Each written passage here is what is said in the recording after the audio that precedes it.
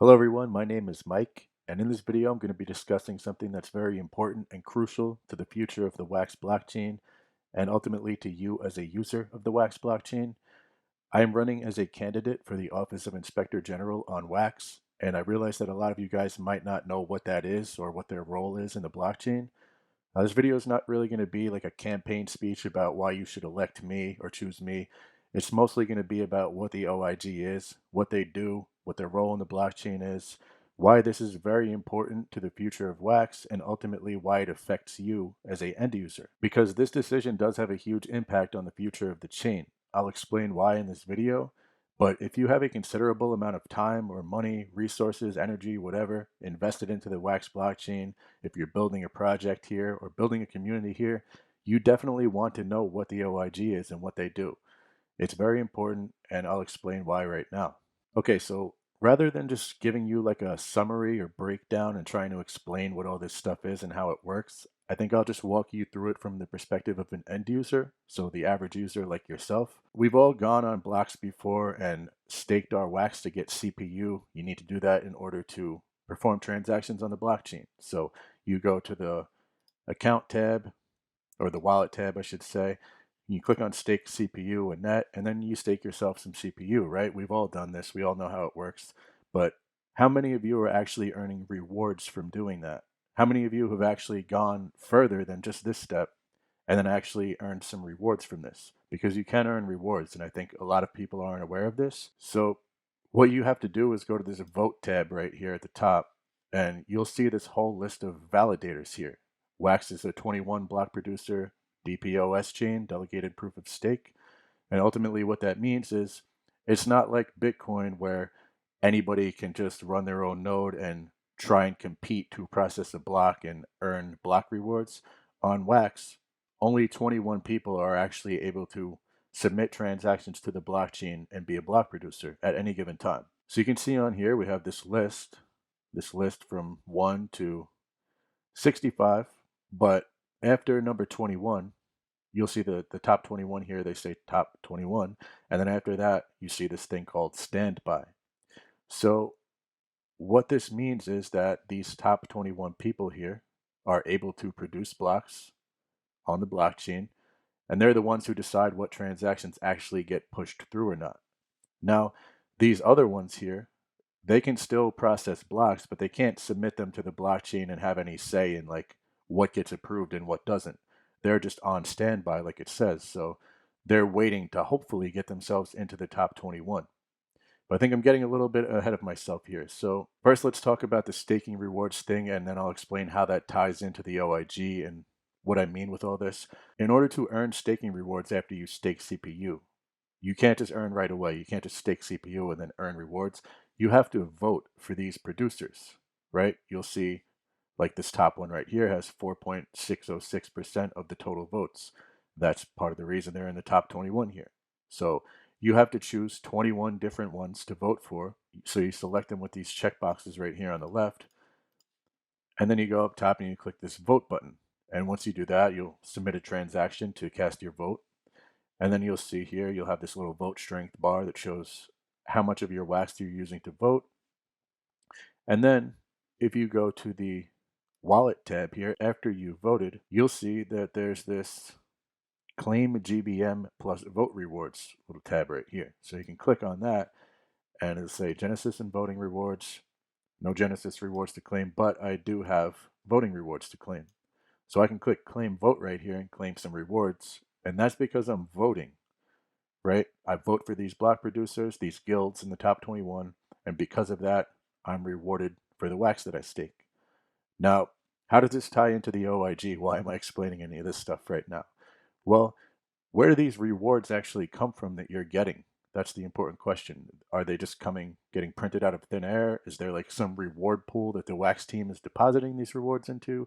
Where do they come from? Well, on traditional blockchains like Bitcoin or Ethereum, there are transaction fees, right? So every time someone submits a transaction to the blockchain, they pay a transaction fee, and that transaction fee goes to the miners. Anybody can mine, and then the miners get those rewards. On Bitcoin, I know there are also block rewards that just get printed, but on Wax, there are no transaction fees. So these rewards that you get by voting. These come solely from inflation, right? Every block that gets produced on Wax, a certain amount of tokens are printed, and over time, more and more inflation occurs. And by you getting these staking rewards, you're able to hedge against that inflation. You're kind of fighting against it by getting some more rewards. But the thing is, you're not getting all of the inflation as somebody who stakes and votes. You're only getting some of it. There is more inflation that actually occurs. So if we go back to this vote tab here, these block producers here, they're running very expensive infrastructure that costs, sometimes thousands of dollars a month, but definitely has a very hefty upfront cost. It has maintenance cost every month. So these people are rewarded with inflation from these block rewards. So a percentage goes to the voters, and then a large percentage also goes to these guilds here, or these block producers. Now, ultimately, what this means is that every time a block gets produced, you are diluted as a holder of wax. It's not a lot, but it's something, and over time it adds up. So that kind of sucks, right? It's kind of a negative. You're losing market share every time a block gets produced. So this is kind of a necessary evil that you just have to accept. So in real life, let's say that these 21 producers here, or these 65 producers or whatever, let's say they were real people and this was happening in real life, right? You were getting diluted by somebody, they were taking some money from you or whatever.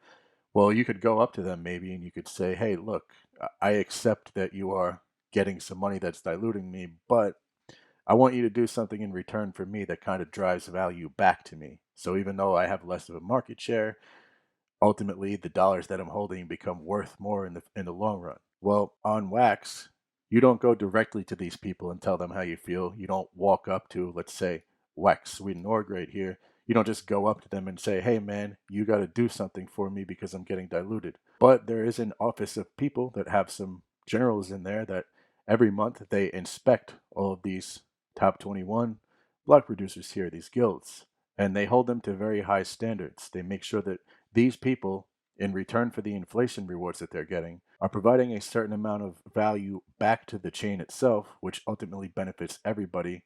And then it kind of makes the whole inflation thing like a wash. It's like, all right, I lost a little market share, but based on the value that these people provided to the chain, I'm now actually having more money somehow. My wax is worth more, right? Because these guilds are held accountable by the Office of Inspector General. That's their job.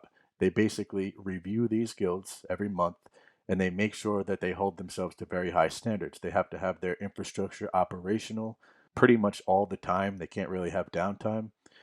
They have to provide a certain amount of value to the chain in terms of public goods, and they're incentivized to do this based on a point system called guild points or OIG points, which ultimately results in them earning more money. So I know that's a little bit long-winded and maybe confusing, but ultimately the OIG, the Office of Inspector General, the position that I'm running for, what they do is they hold these nodes accountable and they say, hey, look, man, you're getting inflation rewards. That dilutes people. And in return for that, you have to do stuff that benefits the chain. For instance, pink.gg right here. They are the creators of Atomic Hub, the NFT standard, the NFT marketplace on Wax, the one that brought like all the people to Wax the last couple of years. The whole reason that Wax basically went to $1 and got all this traction from games and everything else, these big brands. That's all because of pink.gg, or mostly because of pink.gg. And if it wasn't for the OIG, this likely might not have even happened. So that's kind of what their role is there. Then you have people like Bounty Blocks. They built public goods here. You've got NFT Hive here, Wax Hive Guild, EOS Authority, Nefty Blocks. These people are all providing great tools that benefit the chain as a whole. So even though they are getting rewards that dilute people, they provide enough value back to the chain that it benefits everyone, even though they're getting those rewards. Now, on top of that, there's also another component here. We have Wax Labs. And I know some of you guys might know what this is, but a lot of you probably don't. This is a grant platform where basically you can come here, you can make a proposal to the Wax team, and you can say, hey, look, I have an idea for something that I want to build on Wax. I think it will add tremendous value to the community. I think it will help the chain grow over time, bring in more users. Here's why, and here's how much money I need to do this. I don't have enough funds. I would like you guys to fund this, and in return, I'll create this tool for you, which helps your chain grow. Well, let's just give an example. I actually submitted a proposal a few months back for WaxDAO, my platform that I built. And this is it right here. So I know some of you guys probably know what WaxDAO is. Maybe a lot of you do. It's basically a platform that I built on the Wax blockchain. And when I first started it, I was flat broke. I was actually in debt when I first started it, like 8 months ago.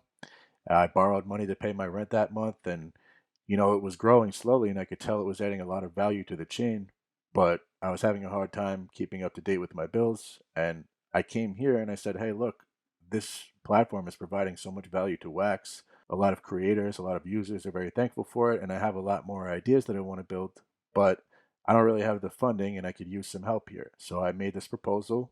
I outlined what I wanted to do. I asked for $18,000 total for everything. And what happens after you submit this proposal is it has to be reviewed, and a team has to decide whether it's approved or not. And that's the Wax team that makes that final decision. But before the Wax team makes any decision, what they do is they contact the OIG, the Office of Inspector General, the position that I'm running for. They have a meeting with them every couple of weeks, and they say, what are your thoughts on this proposal? Do you think this is worth funding? Do you think this adds enough value to the blockchain? And do you think it benefits the entire user base of Wax? Now, the OIG does not have the final decision. They just give their feedback, and they basically give a recommendation. But obviously, that's a very important part of the process. And what they say is definitely going to hold some weight. So even though they don't have the final decision, they are a part of that process. And the reason that this matters is because, well, just using this example right here of WaxDAO, let's say I had made this proposal, and the people who got elected into OIG previously, maybe they were just some randoms because nobody took the election seriously. Maybe nobody cared, nobody voted, and some guy got in there who just totally sucks, right, and doesn't care about Wax. Well, that person or those people that are in there, they might have looked at this and they might have said, you know what? I don't see how this adds any value to Wax. Let's deny this proposal. And then the Wax blockchain would have missed out on this great platform, and ultimately it would hurt everybody on the chain. And the same with the flip side of the coin. Let's say some scammer came here and they made a proposal and they said, hey, I need $500,000 to create some thing. And like, let's say the idea just totally sucked and was just going to hurt everybody on Wax. Well, if the people who were elected into OIG at that time didn't know any better, they might just approve it, and then all this money gets wasted and basically incentivizes the scammer. So the OIG has the power to basically influence good behavior on Wax, discourage bad behavior, and these things ultimately shape the future of Wax as a whole, and they make or break the chain. I mean, they make or break the value of your tokens. So if you're holding a bunch of tokens, you should really care about who gets elected into the OIG. And then one other component that I'd like to talk about is that there has been a huge disconnect between the Wax team, the higher ups on Wax, and the Wax community themselves, the creators, the users. This has been a common theme for a long time. A lot of people in the community have complained about it. And I'm not necessarily saying that the Wax team does a terrible job at anything, but what I'm saying is that there is clearly a disconnect. So I just mentioned that every 2 weeks, the OIG has a call directly with the Wax team to discuss all these proposals. They're in communication with each other all the time. So you guys all know me as a community member. I've been here in the trenches for, years really, but especially for the last 8 months. I'm a big part of the community. Look at everything that I've built as a nobody who nobody knows. Now, if you were able to put me in a position where I actually have some influence and a direct line to the Wax team, I think I could make a great difference because I could communicate between the Wax team and the community. I'd be able to be a bridge, per se, to kind of, share ideas and feedback with the team. So, it's been really hard. I know myself as a community member, it took me years to figure out how to reach certain people, and in some cases I still don't even know. It's very unclear how to go up the chain of command on Wax and get in touch with certain people to give feedback or to ask questions. A lot of people are just left in the dark and they just don't know like how to contact anybody. So I think if I was in the office, I would do a great job at basically being able to relay ideas between you guys, the community, and the team themselves, and ultimately having that direct line of communication from the community up the ladder to me and then back to the Wax team. I think it would really help the chain grow. So I guess let's briefly go over this Medium article that the Office of Inspector General released a few days ago. This is about the upcoming election that takes place this upcoming week. So right now, It is in the proposal stage, or the nomination stage, I should say. There's 5 candidates currently that are nominated, including myself. And basically, it just says that the OIG was originally founded to be a third party that evaluates and oversees wax guild candidates, but has grown way beyond this role over the years. So, by guild candidates, what they mean is these block producers here. These are also referred to as guilds. So, the Office of Inspector General, their main job originally is just to basically oversee these people and make sure that they are having all their infrastructure up to par. And just to extend on that real quick, actually, imagine as an end user or as maybe the creator of a DApp on Wax, you go to submit a transaction, you get some error, like the node is just nowhere to be found, they're not responding, they're not pushing your transaction through. If that happened, pretty frequently on a large scale, that's a huge problem. That basically means Wax sucks, right? Well, that's these people here. This is their job, is to process those transactions. The OIG holds them accountable and makes sure that they're actually there all the time to process your transactions. So the tasks of the OIG has to cover now include publishing regular evaluation reports covering the guild candidates. So this means being able to objectively review these people to make sure that they meet the right criteria, to make sure that their nodes are operational. I have plenty of experience writing smart contracts and contacting these nodes to push transactions, through the command line on my computer and stuff. So I'm very familiar with how that whole process works. Improving and reevaluating the OIG evaluation framework. So that basically means part of the framework is that we have to make sure that these nodes are operational a certain amount of time. We have to make sure they're providing value to the chain. But this framework is fluid, it can change over time. So we might have to establish some different criteria that these people have to meet as the needs of the chain grow over time. So part of being an OIG member means that you have to be able to evaluate that framework itself and make sure that the framework is actually good enough to even evaluate the guilds. Monitoring, testing, and reviewing the infrastructure provided by guilds. So we kind of went over that already. Mentoring and advising new guilds on products and infrastructure. So basically, if somebody wants to be a block producer, you have to be able to explain to them what it is that they need to do, how the infrastructure works, what criteria they have to meet, things like that. Coordinating and supervising the continuous development of the Wax blockchain in cooperation with the Wax team, both in technical and governance aspects. So this is part of the reason I think I would be great for this, is because the first product that I ever launched on WaxDAO is being able to build your own DAO on the Wax blockchain. I wrote my own smart contracts that basically let people create their own DAO. I know how governance works. I'm pretty intrigued by the whole concept in general, and I know how to write the contracts to handle this stuff. So I would definitely be able to give great feedback on this and be able to help develop it further. Coordinating proposed changes to chain and or governance with the guild roster, so pretty similar to the one prior to that. Reviewing and supervising Wax Labs projects. I just went over Wax Labs a minute ago. I've been through this process before. I know how it works. And actually, to be honest, the way that these get processed is pretty much through a DAO. I mean, it is the Wax team who decides what gets approved and what doesn't.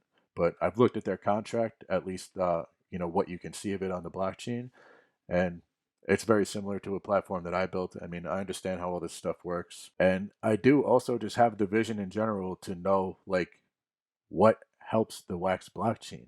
I mean, if you're going to be a part of the OIG and you're going to be reviewing and supervising Wax Labs projects, you kind of have to have some vision. You have to be in the trenches of the Wax community. You have to know, like, if you see an opportunity arise, some people that want to build some project, for example, and they want funding, you have to have the vision to kind of look at that and say, all right, does the Wax blockchain need this? Would this be beneficial to Wax? Would this be beneficial to all the users?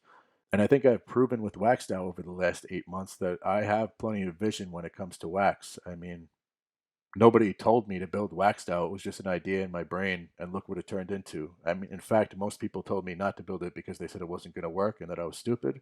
And here we are today. So I think having vision and being able to tell like what the chain needs is a very crucial aspect of this. And then you have preparing and editing educational content. So you need to be able to basically make videos, write articles, write blogs and things like that, and communicate things that come from the behind the scenes of the OIG and kind of communicate that stuff to the general public, to the users of the Wax blockchain in a way that's easy to understand and not maybe so technical. And then also technical content too as well. So trying to teach people how to set up nodes on Wax and what kinds of criteria they have to meet, how to write smart contracts and things like that. As you can see, the requirements in IG has to fulfill are versatile. Check out the onboarding guide on Notion if you want more info. Some knowledge can be acquired on the job, but usually a certain level of understanding and experience in technical aspects and blockchain governance is essential, especially when it comes to Antelope smart contract development and nodes, while working proactively and independently being an absolute must.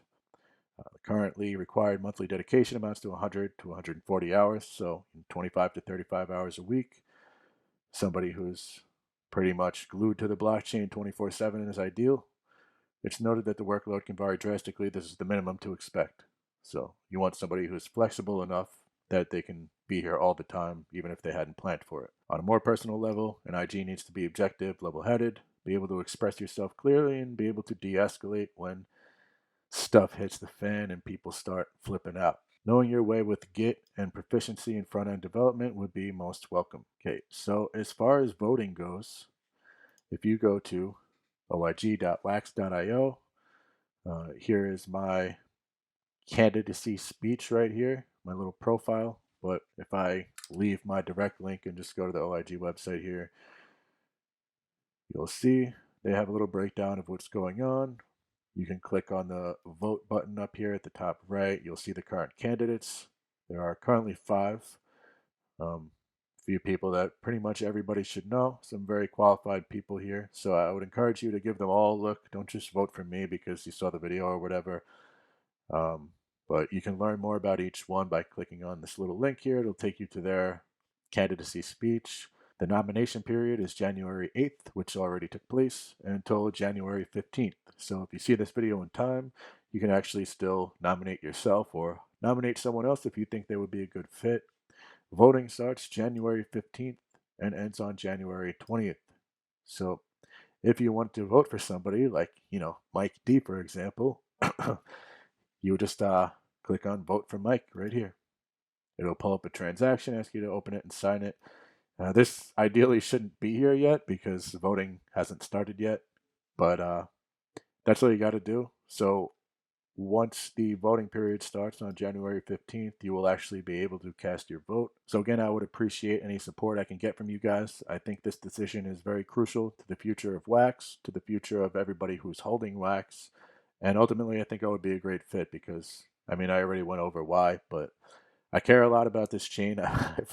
I've been here just like in the trenches for so long, just building on it. So I really want to see it succeed to its full potential. I'd be honored to serve you guys if you would have me. But definitely check out the other candidates as well. There's some great ones here. I would definitely recommend Nick Custers. He's very technically skilled when it comes to wax and stuff like that. So I think he would be a great fit. There's a couple other great people here also who I just don't know quite as well. So I probably couldn't speak on them so much.